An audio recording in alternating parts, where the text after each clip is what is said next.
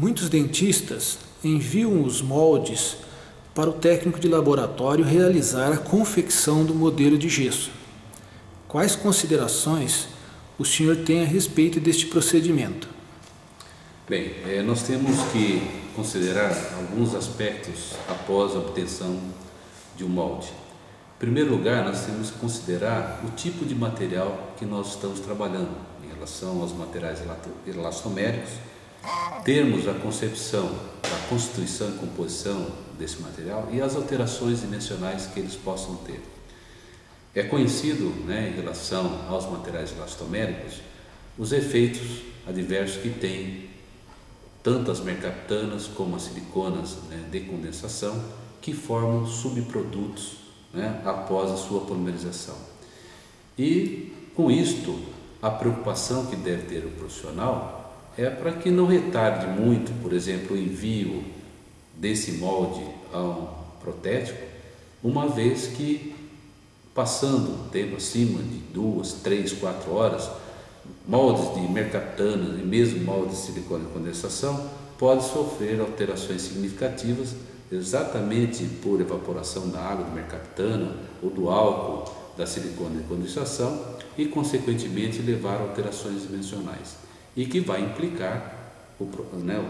protético realizando o vazamento desse molde para obter um modelo de trabalho, vai implicar em alterações dimensionais e que poderá comprometer a adaptação desse molde. Uma outra preocupação que tem, isso envolvendo especialmente o poliéster, é que o profissional deve ter o cuidado de não imergir esse molde de poliéster em qualquer uma solução aquosa, por exemplo, ou mesmo embeber gás e algodão para encaminhar esse molde ao protético.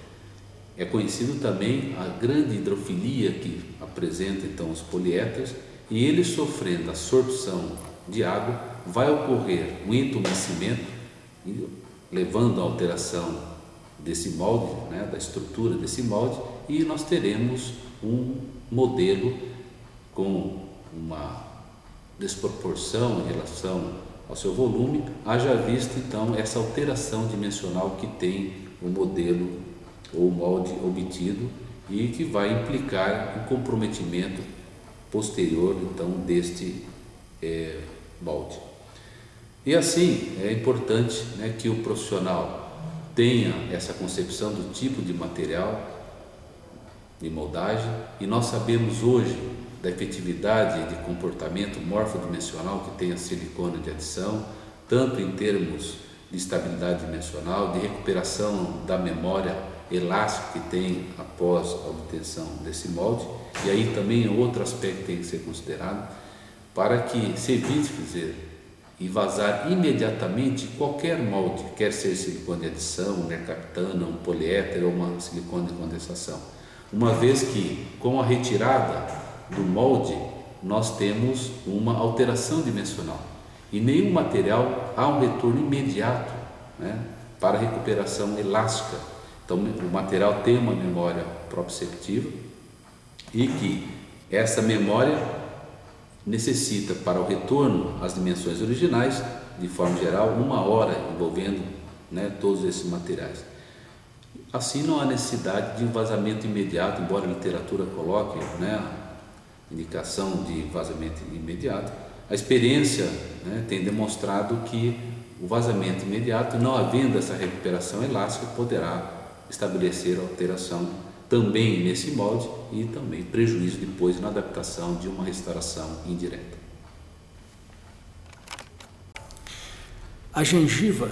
desempenha um papel fundamental na qualidade do molde obtido. Que pontos seriam importantes realçar para orientar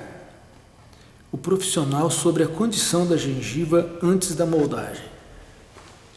Bem, a condição da gengiva exerce um papel fundamental na obtenção de um molde ou, consequentemente, da moldagem. E digo que talvez o maior responsável por insucesso na obtenção de molde exatamente se refere à condição gengival. Muitos profissionais, na tentativa, no afã de agilizar o processo de obtenção de molde, na verdade, acaba demorando um tempo muito maior porque não consegue efetivar a definição da moldagem por meio da exposição de todo o término do preparo cavitário ou da restauração indireta, ou do preparo para uma restauração indireta. E nesse sentido, nós temos que considerar a saúde periodontal. Quer dizer, aquela gengiva está sangrante, é uma gengiva que não oferece condições adequadas para sofrer um afastamento gengival, efetivar, né, a penetração dos materiais elastoméricos junto à área sulcular e reproduzir todo esse término cervical. Assim, quando nós estamos prevendo a realização de uma moldagem com casquete individual, nós temos que considerar a condição da gengiva. Assim, o casquete é melhor indicado naqueles casos de gengiva mais flácida, delgada, onde a colocação de um fio de retração poderia afetar a inserção conjuntiva e causar um agravamento em relação à condição gengival. Assim, é muito importante nas situações clínicas onde temos quantidade de gengiva inserida suficiente e que não seja muito flácida, a colocação de fios plenamente indicada para satisfazer os recursos de afastamento gengival e, consequentemente, a infiltração do material de moldagem, restabelecendo todo o término cervical ou expondo todo aquele término cervical. Uma vez que, se nós não visualizarmos o término cervical, dificilmente haverá uma boa adaptação depois pelo protético na confecção dessa restauração indireta. Assim, o término cervical apresenta uma relação direta com o tecido gengival e, se houver uma alteração significativa desse tecido gengival decorrente do preparo cavitário ou mesmo da confecção da restauração provisória, que pode induzir alterações por falta de acabamento, excesso e que vai comprometer a saúde periodontal. E também uma preocupação com a condição